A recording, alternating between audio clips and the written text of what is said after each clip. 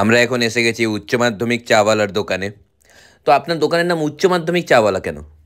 দেখুন, যেমনটা আপনারা জানেন যে যে কোনো চা দোকান খুলতে গেলে তার সঙ্গে ডিগ্রি না লাগালে আজকাল চা দোকান খুলতে দিচ্ছে না। আর প্রত্যেকটা চাওয়ালাই কোনো না কোনো ডিগ্রি নিয়ে নিয়েছে, সব ডিগ্রি শেষ। মানে MBA, MCA, BEd, MEd, MA, BA, graduate, LLB, সব ডিগ্রি শেষ। একটাই বাকি ছিল, তাই আমি উচ্চ মাধ্যমিক চাওয়ালা। আচ্ছা, আপনি কি উচ্চ মাধ্যমিক পর্যন্তই পড়েছেন?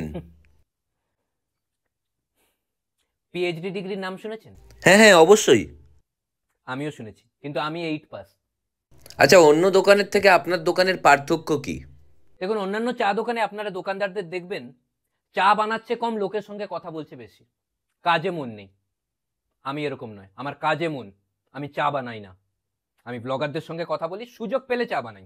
আপনার চায়ের স্পেশালিটি কি? দেখুন, স্পেশালিটি বলতে আমাদের দোকানে একটা স্পেশাল চা পাওয়া যায়। আপনারা তো অন্যের দোকানেও খেয়েছেন, আমাদের চা খেলে বুঝতে পারবেন যে কতটা ভালো হতে পারে অন্যের দোকানের চা।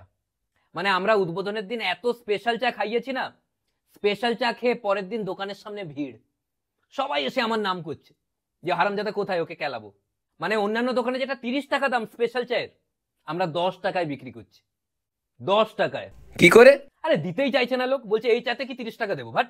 কিন্তু একটা জিনিস ঠিক, আমাদের দোকানের ক্রেজ যা আছে, কালকে দোকান বন্ধ করতে যাব, মুহূর্তের মধ্যে 50 কাপ চা শেষ। মুহূর্তের মধ্যে এত ক্রেজ! এত ক্রেজ, 50 কাপ চা আমাকে খেতে হলো, না তো নষ্ট হয়ে যেত।